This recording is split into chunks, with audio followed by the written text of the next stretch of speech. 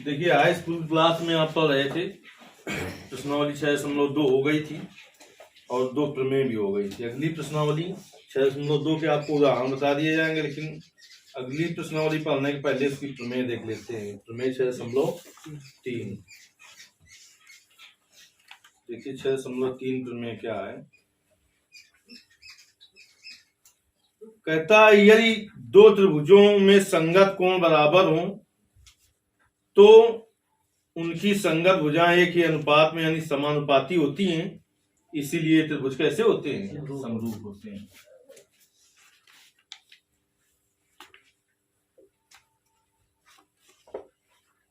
यहां तक कर जी। देखिए सभी प्रमेय, चूंकि ये प्रमेय सवालों में लगेंगी तो प्रमेय लिखने का इसको कथन आए चाहे ना, जैसे थेल्स की प्रमेय का तो कथन आता है, लेकिन ये भी सवालों में लगेंगे तो उनको लिखना पड़ेगा, इसलिए कथन सभी का आपको पता होना चाहिए। क्या कहा है कि यदि किसी त्रिभुज की यदि 2 त्रिभुजों के संगत कोण बराबर हो तो उनकी संगत भुजाएं एक ही अनुपात में होती हैं। कथन ये है कि यदि 2 त्रिभुजों में क्या बराबर हो? संगत कोण बराबर हो, कोण बराबर हो तो उनकी संगत भुजाएं एक ही अनुपात में, तो उनकी संगत भुजाएं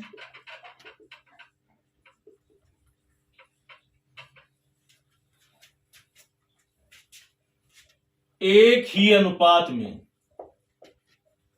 एक ही अनुपात को कहते हैं समानुपाती।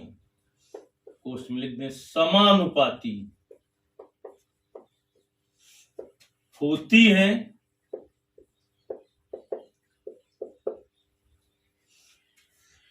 और इसीलिए त्रिभुज समरूप होते हैं, और इसीलिए ये त्रिभुज समरूप होते हैं, इसीलिए त्रिभुज समरूप होते हैं।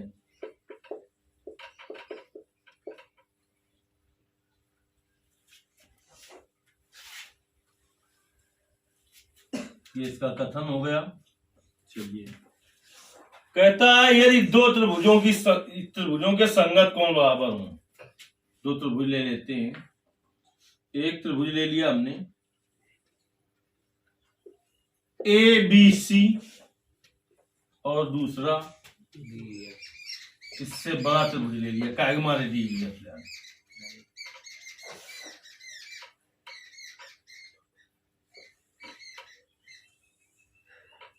इससे एक बड़ा त्रिभुज ले लिया PQR।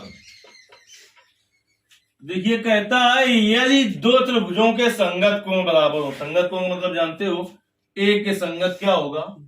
P होगा, B के संगत क्या होगा? Q होगा, C के संगत क्या होगा? R होगा, यानी ये बराबर दिए हैं। सिद्ध क्या करना है कि संगत भुजाएं अनुपातिक होती हैं। AB के संगत भुजा PQ होगी, BC के संगत भुजा QR होगी और AC के संगत भुजा क्या होगी? AR होगी। कहां AR?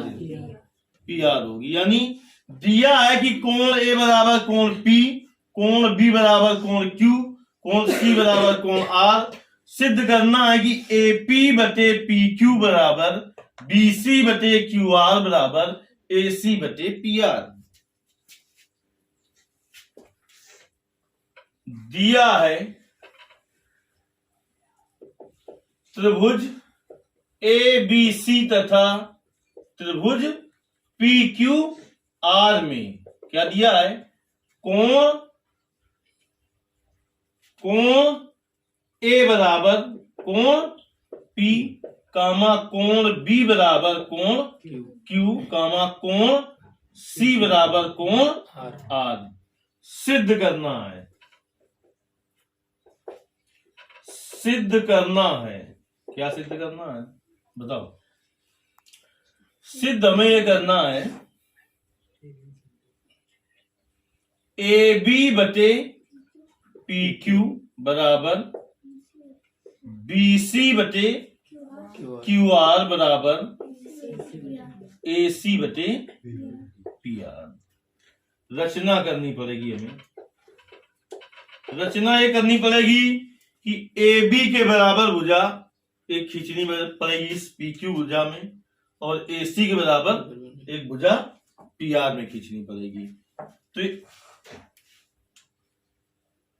देखिए इस AB के बराबर हमने भुजा खींच ली PM, खींच लेंगे, और AC के बराबर PN खींच लेंगे।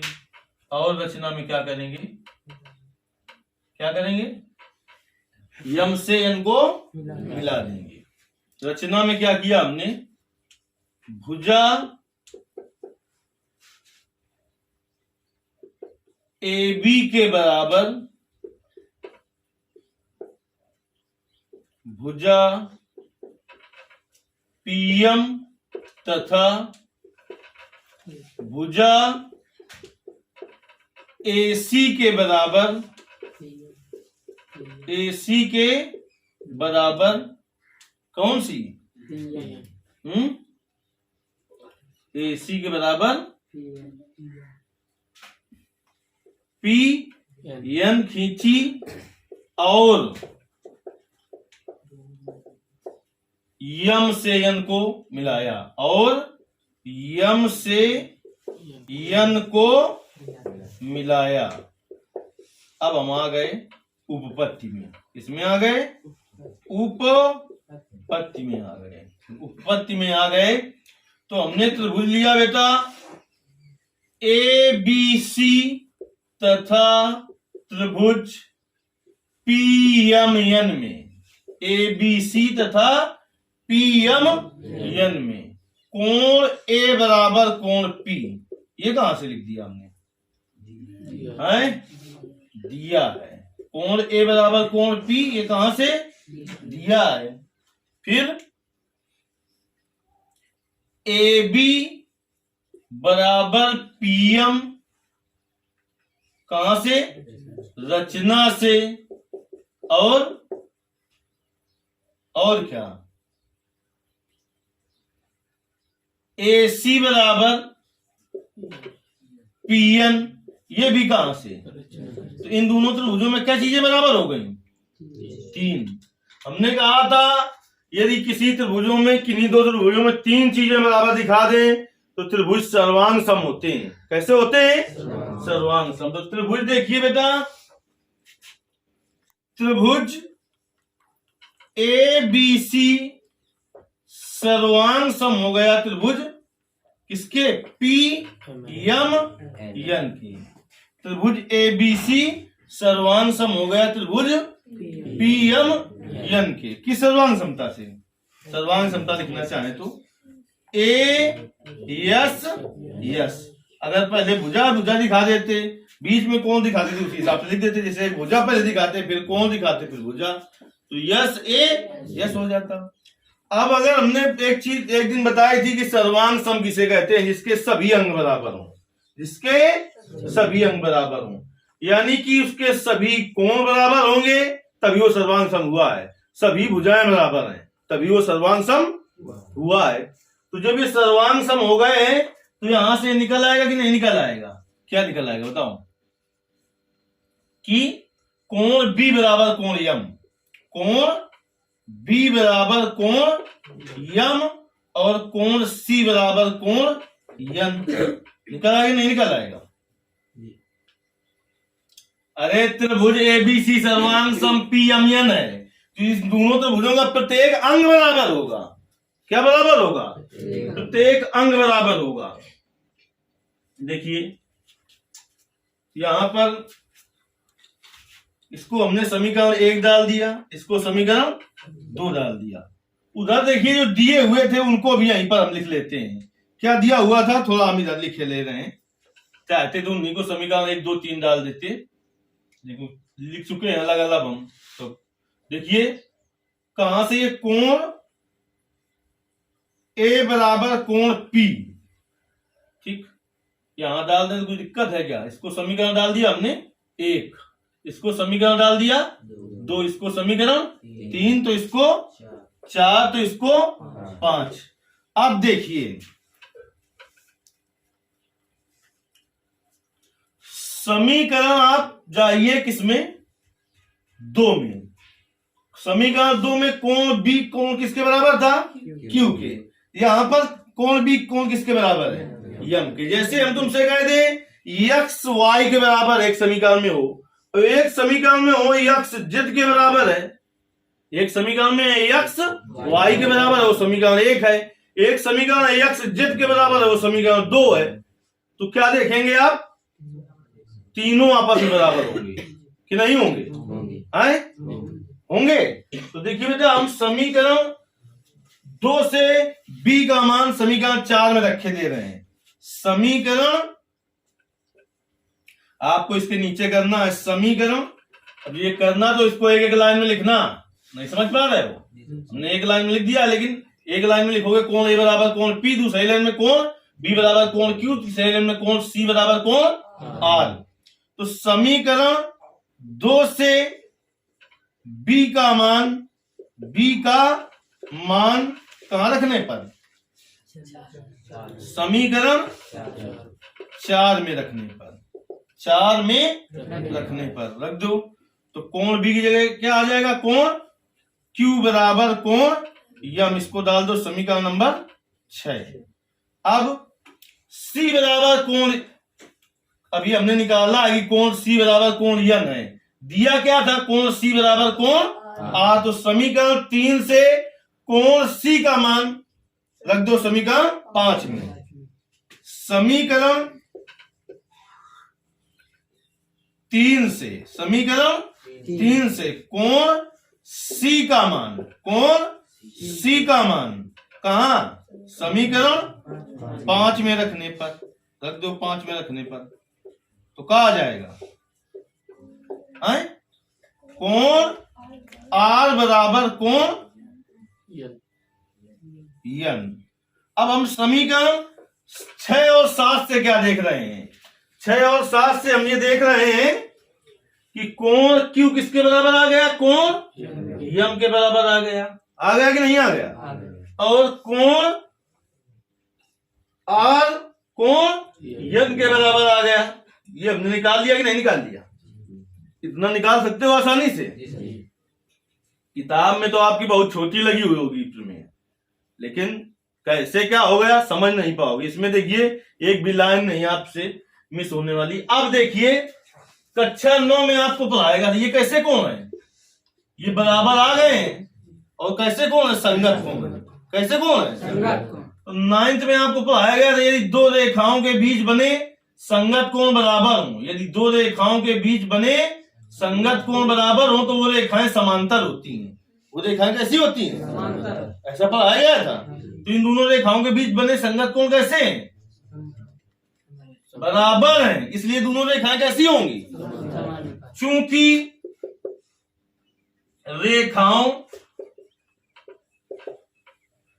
QR और यमयन के बीच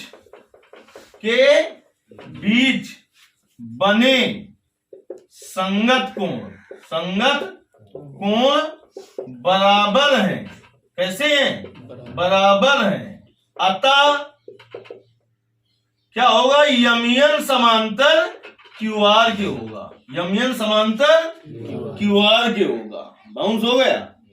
जैसे ये समांतर हुआ तो थेल्स फिर बता गए थे तुम्हें कि यदि किसी त्रिभुज की एक भुजा के समांतर रेखा खींची जाए तो अन्य दो भुजाओं को जिन दो बिंदुओं पर प्रतिच्छेद करती है वह उसे समान अनुपात में तो देखिए थेल्स की प्रमेय से, किसकी प्रमेय से? थेल्स की प्रमेय से क्या हो जाएगा? थेल्स की प्रमेय से बताओ बेटा। PM बटे यम क्यू बराबर PN बटे यन आर। दोनों पक्षों का व्युत्क्रम करने पर कर दो व्युत्क्रम तो क्या हो जाएगा? यम क्यू बटे PM बराबर यन आर बटे PN। इतनी बात समझ में आई कि नहीं आई? आए? दोनों पक्षों में एक जोड़ने पर, जो मैं बोल रहा हूँ सबको लिखना है तुम्हें, दोनों पक्षों में एक जोड़ने पर तो क्या हो जाएगा, यम क्यू बटे पीएम, यम क्यू बटे पीएम प्लस 1 बराबर एन आर बटे पीएन प्लस 1। चलिए अब इसको हल कर लेते हैं इधर हम थोड़ा। इधर देखिए एलसीएम क्या होगा, पीएम क्या होगा, पीएम तो क्या आ जाएगा, एम क्यू प्लस पीएम बराबर इधर एलसीएम क्या होगा, पीएन, तो क्या आ जाएगा, N R plus P N. अब एम क्यू में पीएम जोड़ो, एम क्यू में पीएम तो क्या हो जाएगा, पी क्यू बटे पीएम बराबर एन आर में जोड़ो पीएन, पी आर बटे क्या, पी एन। अब देखिए हमें सिद्ध क्या करना था, ए बी बटे पी क्यू। पहले इसका व्युत्क्रम कर लो, पुनः दोनों पक्षों का व्युत्क्रम करने पर, पुनः दोनों पक्षों का व्युत्क्रम करने पर, कर लो व्युत्क्रम, तो पीएम बटे पी क्यू बराबर पीएन बटे पी आर। हमें सिद्ध क्या करना था,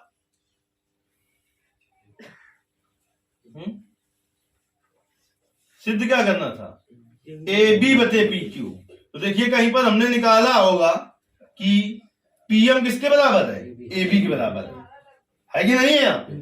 तो हम क्या कर सकते हैं, पीएम की जगह क्या लिख सकते हैं, ए बी, तो क्या हो जाएगा, ए बी बटे पी क्यू बराबर पीएन किसके बराबर था, पीएन ए सी, तो ए सी बटे पी आर, ए सी बटे पी आर, तो ए सी बटे पी आर आ गया। देखिए अगर देखिए बात को समझिए, अगर हमने इस तरीके से लिया है यम और यन, तो ये इसके बराबर निकला है, ये इसके बराबर निकला है, किसके, ए बी बटे पी क्यू बराबर ए सी बटे पी आर। अगर ये हमने जैसे हमने इस और इस रेखा में ये लिया है यम यन, और अगर हम ऐसे ले लेते, कैसे ले लेते, इस तरीके से, अरे जैसे कि हमने ए बी के बराबर रेखा खींची है क्या, पीएम, और ए सी के बराबर रेखा खींची है पीएन।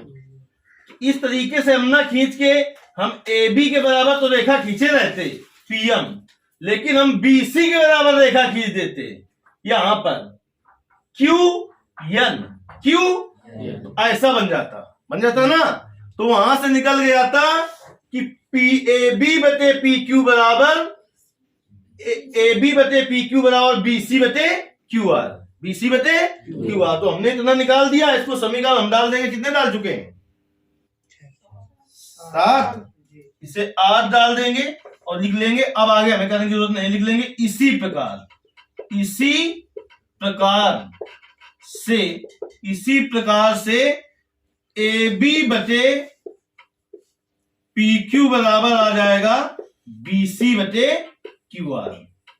कहा नहीं समझे हो क्या, कहा समझे हो कि जैसे हमने इसमें मध्य बिंदु लिया था, मतलब मध्य बिंदु सॉरी नहीं, इसके ए बी के बराबर रेखा खींची थी पीएम और ए सी के बराबर रेखा खींची थी पीएन।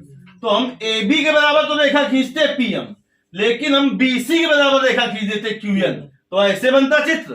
तो सिद्ध करके लाते तो फिर क्या निकलता, ए बी बटे पी क्यू बराबर बी सी बटे क्यू आर। इसको डाल दिया समीकरण 9, समीकरण 8 और समीकरण 9 से, समीकरण 8 और समीकरण 9 से क्या आ जाएगा, ए बी बटे पी क्यू बराबर बी सी बटे क्यू आर बराबर ए सी बटे पी आर। इसके समझ में आ गया,